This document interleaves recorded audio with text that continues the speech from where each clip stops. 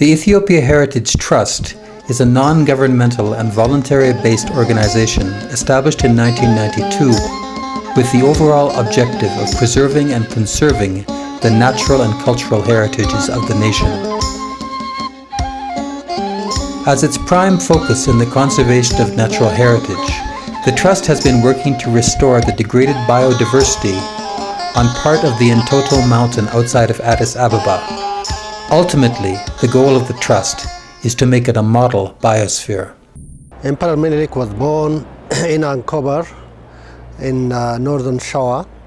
Eventually he established himself as the Nugus or king of Shawa. One of the first things that he had to do was about setting up a capital. He settled on the hills surrounding present Addis Ababa. And inevitably his eyes fell on Entoto. In fact, he even built a kind of palace, and the two churches that still stand today, Entoto Mariam and Entoto Raguel. But as they were exploring the surrounding area, they discovered that there is a hot spring to the south of Entoto. So they used to come here, not just to relax, but also to cure themselves from different ailments and so on. In 1886, his wife, Taitu, decided to settle here.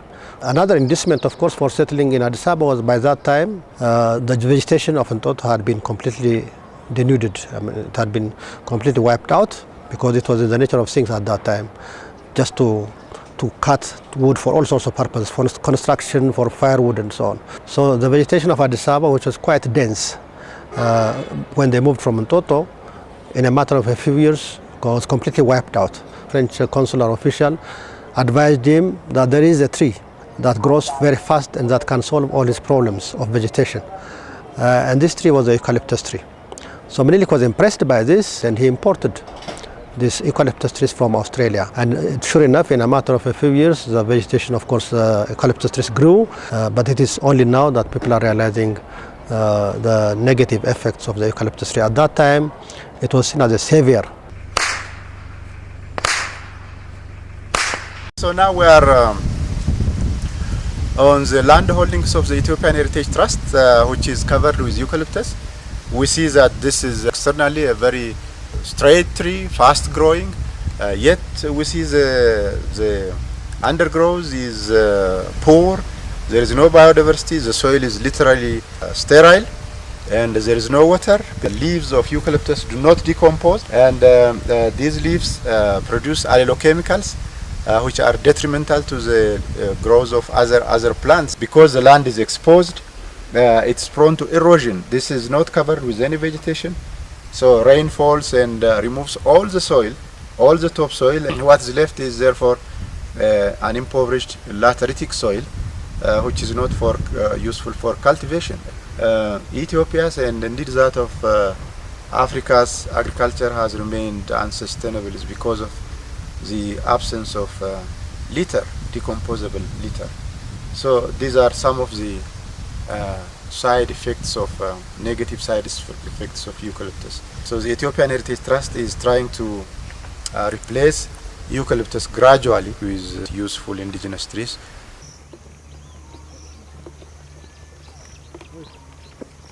Indigenous trees provide a place for biodiversity development. Trees beautify the landscape, and so they are useful in ecotourism. Indigenous trees are sources of big rivers. Indigenous trees are wombs for, as I said, biodiversity, and also different types of medicinal plants. And they also provide quality timber for export. So the value of indigenous tree species is tremendous for Ethiopia. But very, very unfortunately, very many indigenous tree species have been destroyed, leaving large tracts of mountain and mountain slopes unprotected.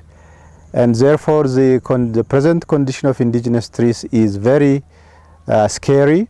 Now, fortunately, many people in Ethiopia are being sensitized about the value of indigenous trees. And provided that we maintain the momentum for propagating and planting indigenous trees, there is a great deal of hope that in the future indigenous trees can be restored on the now degraded and bare landscapes of Ethiopia.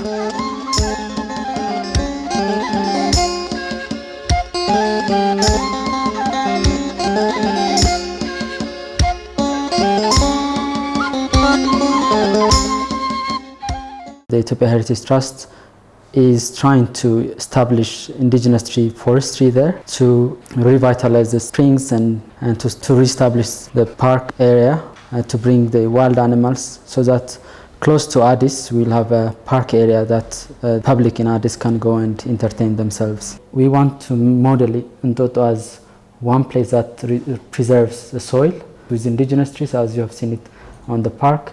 It is covered with grasses and bushes and shrubs, and the soil is preserved, not only preserved, but it is also enriched. And we want to see Entoto as a model for the entire nation. My main vision is that not only Entoto, but the whole mountains and hills of Ethiopia will be filled with indigenous trees. After securing 1,300 hectares of land from the Addis Ababa administration, the Ethiopian Heritage Trust has stepped up planting indigenous trees and shrubs suitable to the area, as well as executing water and soil conservation activities so as to restore biodiversity displaced due to large-scale expansion of eucalyptus trees in the area. Natural parks have a lot of social and economic benefits.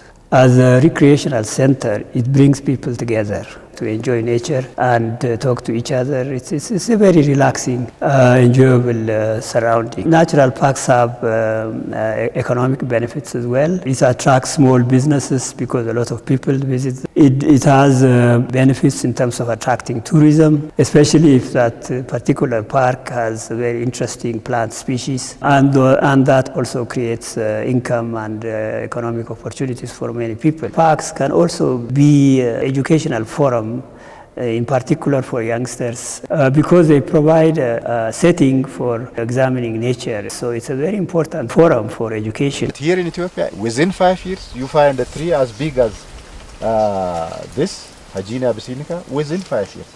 And plus, look at the litter. This is a very docile litter.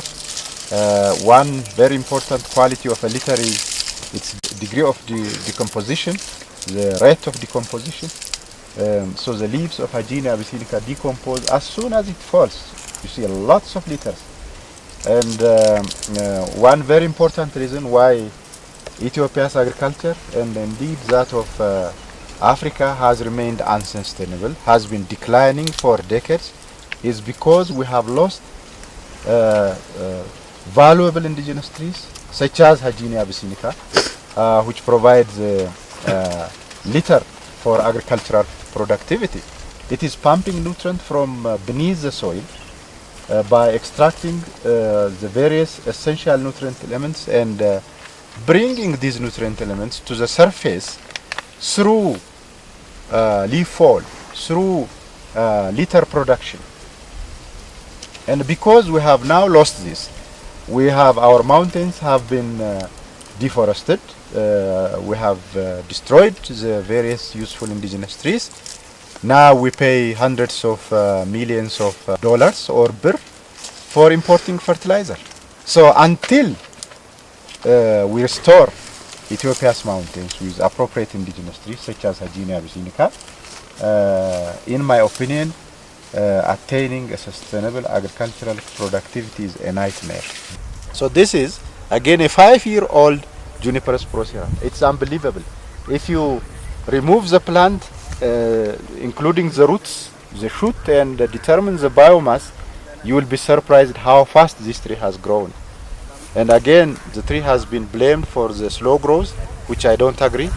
So provided that we put proper management, suitable management in place, the tree is quite capable of growing as fast as some of the exotic trees introduced to Ethiopia. And this has been tested through continuous millions of years of evolution. And because it has evolved in Ethiopia, we can rely on this tree. And furthermore, once it is established, it is a very hardy tree species.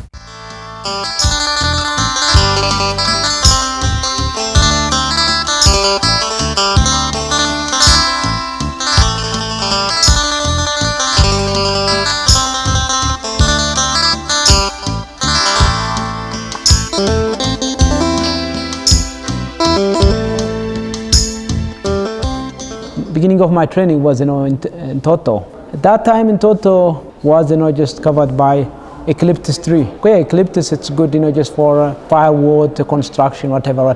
But for protection, like just to keep the soil, eucalyptus is not the right trees. I'm the one just to support this idea, because this is important. And instead of just eucalyptus, just to plant this indigenous tree, we have to keep in Toto.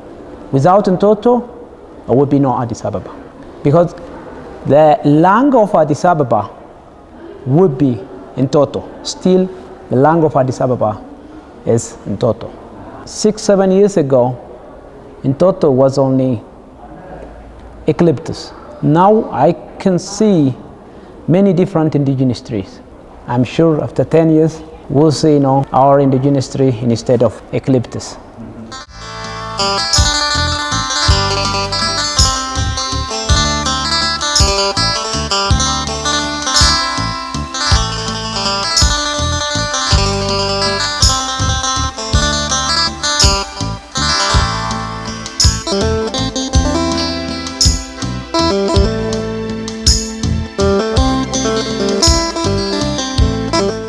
This is a very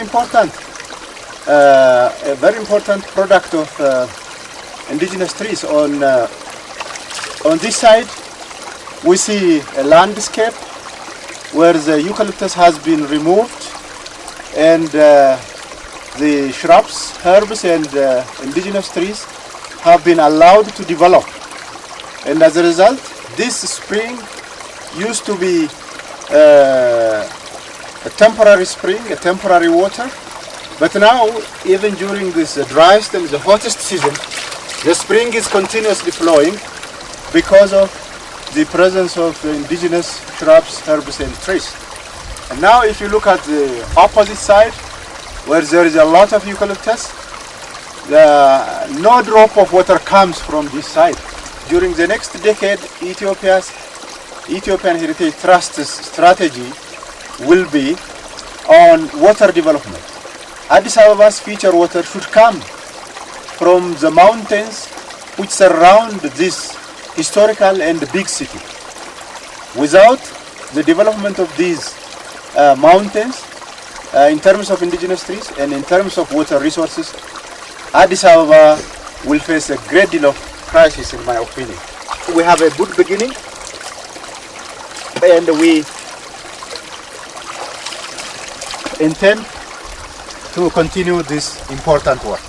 10 years ago, this area is covered by eucalyptus trees. These eucalyptus trees are cut down and replaced by indigenous tree species, and species diversity can be observed. The ecosystem functioning and structure are restored, and the water is generated. The park is used for recreational purpose, for educational purpose, for research purpose. After restoration takes place, this area can be used as a biosphere area if it is recognized by UNESCO. This area will be an example of biosphere restoration for Ethiopia and Africa. The historic monuments and sites of Ethiopia bear witness to mankind's creativity and represent many of the great cultures that are mankind's common heritage. Established with the mission of playing a leading role in the preservation and conservation of these natural, historical, and cultural heritages, the Ethiopia Heritage Trust seeks your support in continuing its activities.